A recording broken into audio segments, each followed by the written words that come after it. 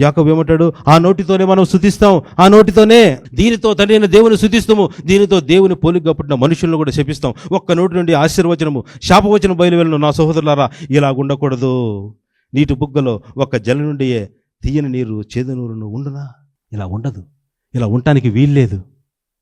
కానీ అదే సమయంలో మనం మార్చుకోలేం, మనం సరి చేసుకోలేం. ఎంత ట్రై చేసినా కూడా, ఎంత యోగా చేసినా మనం మార్చుకోలేం. ఎన్ని ఏమంటారు అది పాజిటివ్ అవి ఉంటాయి కదా, పాజిటివ్ టాక్, ఎన్ని పాజిటివ్ టాక్లకి వెళ్ళినా కూడా మనం మార్చుకోలేం. ఎన్ని బుక్స్ చదివినా కూడా మనం మార్చుకోలేం. అది కాదంటున్నాడు ఇక్కడ దేవుని వాక్యంలో. సరి చేయబడదు. మనం ఎంతగా దేవుని వాక్యాన్ని ధ్యానించి నెమరు వేసుకుంటూ దేవుని ఆత్మ మీద మనం ఆధారపడినప్పుడు దేవుడు మన యొక్క మాటను మారుస్తాడు. ఆయన మన మాటను మార్చడం ద్వారా మన ప్రతి ఏరియాలో కూడా దేవుడు విజయాన్ని ఇవ్వాలని కోరుకొనుచున్నాడు ఆయన.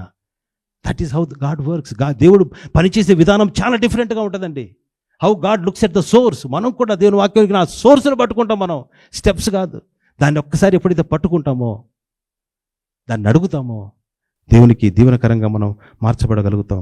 దేవునికి ఆశీర్వాదకరంగా మనం కూడా మనం ఇతరులకు కూడా, దేవుడు అదే అంటున్నా, ఇతరులు కూడా మన దగ్గరికి నడిపిస్తాడండి. ఎప్పుడైతే మనం ఆధారపడతామో మన దగ్గరికి దేవుడు నడిపిస్తే మనం వాళ్ళకి సువార్త చెప్పగలుగుతాం. మనం అప్పుడు ఎంకరేజ్ అవుతాం. అందుకోసమే దేవుడు ఎప్పుడు వెంటనే పంపించడు.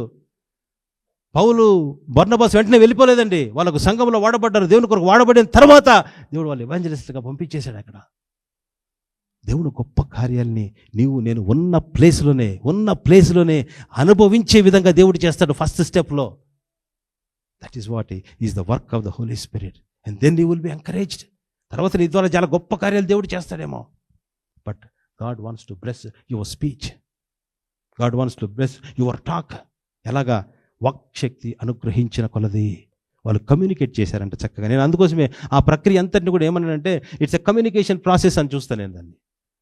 కమ్యూనికేషన్, దేవుడు ఆ కమ్యూనికేషన్ కదా. మనం జాబ్స్లో కూడా, మా ఐటీ జాబ్స్లో అయితే చాలా ఇంపార్టెంట్ క్వశ్చన్ ఉంటుంది ఇంటర్వ్యూస్లో. ఏముంటుందంటే కమ్యూనికేషన్ స్కిల్సే చూస్తారు. How you talk to your team members, how do you resolve the issues, ఇట్లాంటివి ఉంటాయి ఎక్కువగా కూడా. ఎందుకంటే అది చాలా ఇంపార్టెంట్. యాజ్ వీ వర్క్ ఒక టీంలో పనిచేసేటప్పుడు అది చాలా ఇంపార్టెంట్. అదే దేవుడు కూడా తనకు బిడ్డలుగా మనల్ని చేసుకోవాలనుకున్నటువంటి ఆ నిర్ణయంలో ఆయన కూడా మనల్ని ఏం చూస్తాడు? మన జీవితాన్ని ఎలా మార్చాలా అనుకుంటాడు. దానికి ప్రక్రియ ఏంటి?